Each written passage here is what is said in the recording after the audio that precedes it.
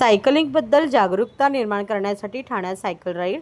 ठाणेकरांना सायकलिंगबद्दल जागरूक करण्यासाठी wheels and barrels आणि बायसायकल ठाण्याचे चिराग शहा यांनी सायकल राईडचे आयोजन केले होते.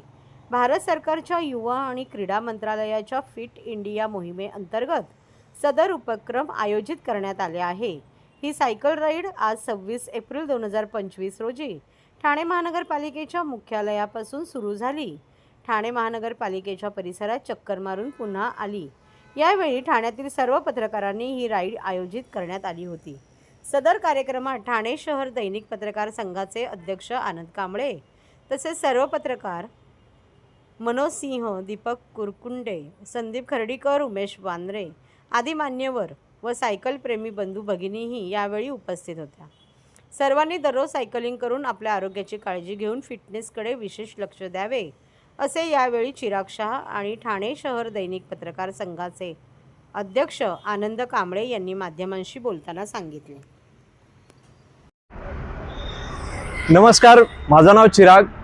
मी बायसिकल मेयर ठाणे.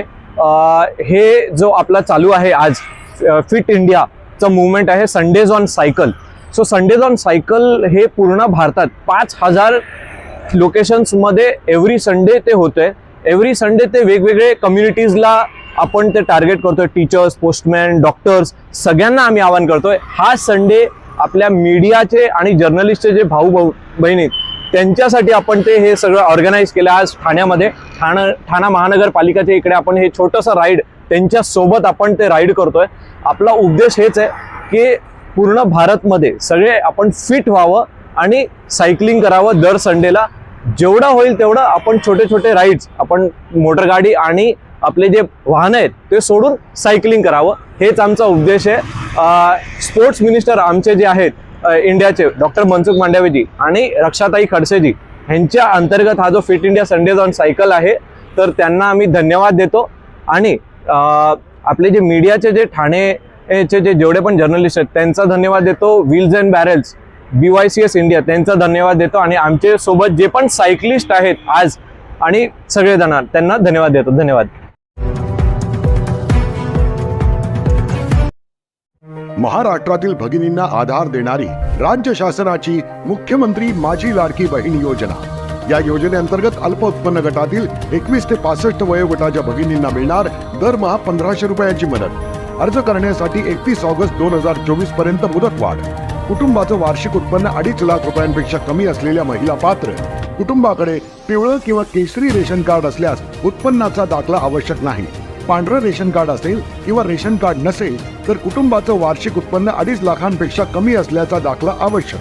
योजनेसाठीचा ऑनलाईन अर्ज नारी शक्ती दूत ॲपवरून किंवा पोर्टलवर भरता येईल. ज्या भगिनींना ऑनलाईन अर्ज भरता येत नसेल त्यांच्यासाठी अंगणवाडी, ग्रामपंचायत, वॉर्ड ऑफिस, सेतू सुविधा केंद्रामध्ये किंवा आशाताई बचत गटाच्या CRP यांची मदत उपलब्ध. आता आपल्याला अभिमानानं म्हणता येईल, सुखी आणि सुरक्षित आहे माझी लाडकी बहीण.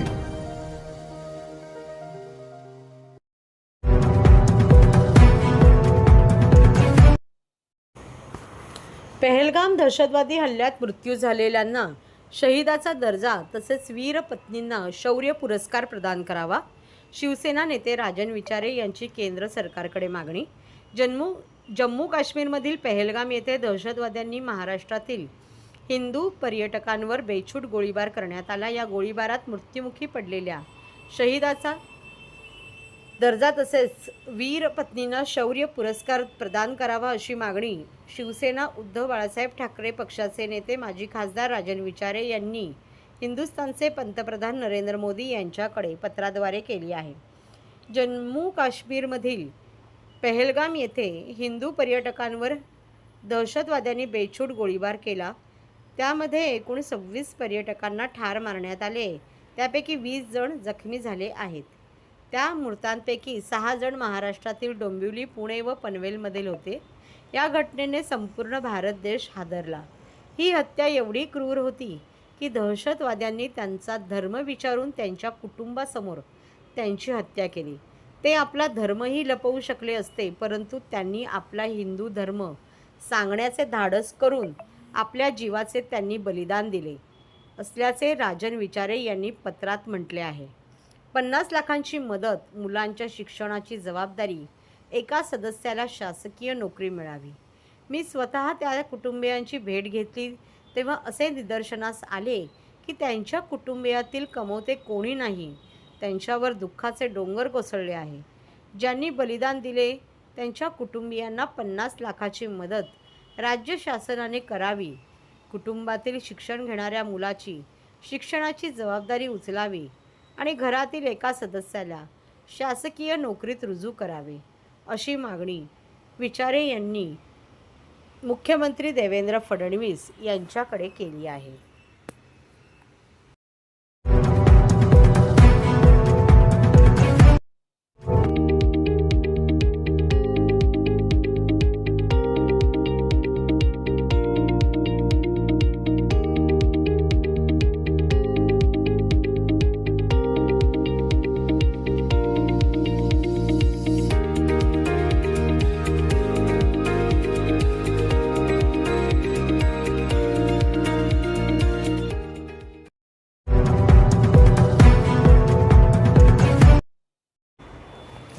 एस.टी. महामंडळाची आर्थिक श्वेतपत्रिका काढा, परिवहन मंत्री प्रताप सरनाईक यांचे निर्देश. मुंबई एस.टी. महामंडळाची आर्थिक स्थिती समजून घेण्यासाठी तसेच भविष्यातील नियोजनाकरिता एक आर्थिक श्वेतपत्रिका तयार करावी, असे निर्देश परिवहन मंत्री तथा एस.टी. महामंडळाचे अध्यक्ष श्री प्रताप सरनाईक यांनी एस.टी. प्रशासनाला दिले आहेत. आज एस.टीच्या मुख्यालयात झालेल्या बैठकीमध्ये ते बोलत होते. यावेळी एस.टी. महामंडळाचे उपाध्यक्ष व व्यवस्थापकीय संचालक डॉक्टर माधव कुसेकर, वित्तीय सल्लागार व मुख्य लेखा अधिकारी गिरीश देशमुख यांचेसह सर्व खात्याचे प्रमुख उपस्थित होते. ते पुढे म्हणाले की सुमारे 10,000 कोटी संचित तोटा सहन करणाऱ्या एस.टी. महामंडळाला कर्मचाऱ्यांचे वेतन, वाहन खरेदी, टायर खरेदी, इंधन खरेदी, स्थानकाचे नूतनीकरण व इतर आस्थापना खर्चासाठी दररोज आर्थिक कसरत करावी लागते. कर्मचाऱ्यांचे देणे, भविष्य निर्वाह निधीचे हप्ते, कामगार करारातील प्रलंबित देणी यासाठी महामंडळाला पैशांची गरज आहे. याबरोबरच महामंडळाला इंधन, वस्तू व सेवा पुरवणाऱ्या संस्थांची थकीत देणी या सर्व घटकांचा विचार करून एस.टी. महामंडळाला सध्या किती उत्पन्न मिळते, किती खर्च येतो, तसेच किती देणी बाकी आहेत, या सर्वांचा लेखाजोखा मांडणारी एक श्वेतपत्रिका काढणे अत्यंत आवश्यक असून त्यातून एक आर्थिक शिस्त निर्माण करणे गरजेचे आहे, असे प्रतिपादन मंत्री सरनाईक यांनी यावेळी केले.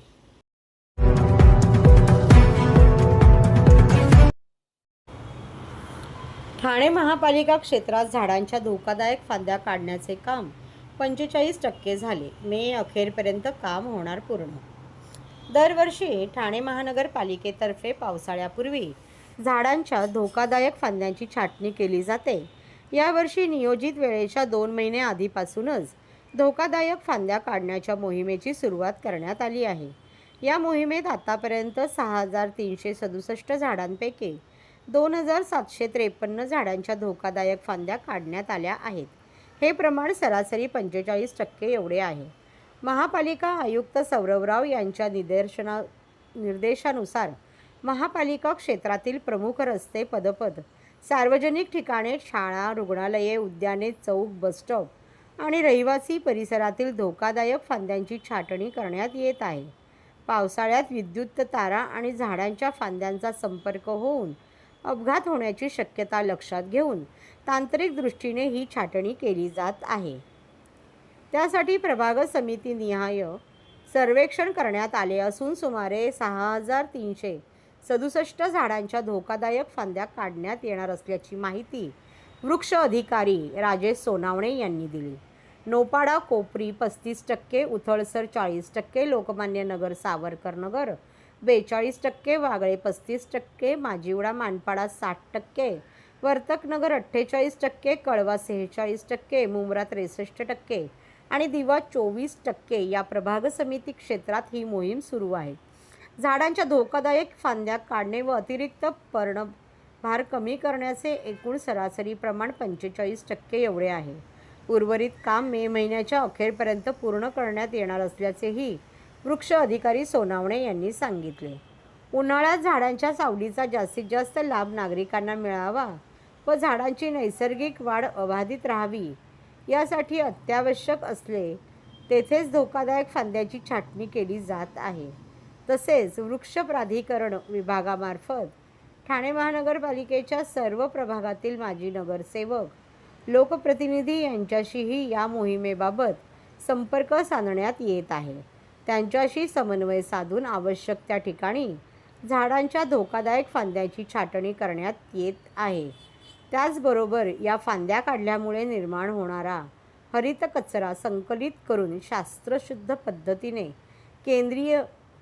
सेंद्रिय खत निर्मितीकरिता ठाणे महानगरपालिकेच्या कोपरी येथील हरित कचरा व्यवस्थापनाकडे केंद्राकडे पाठवण्यात येत आहे.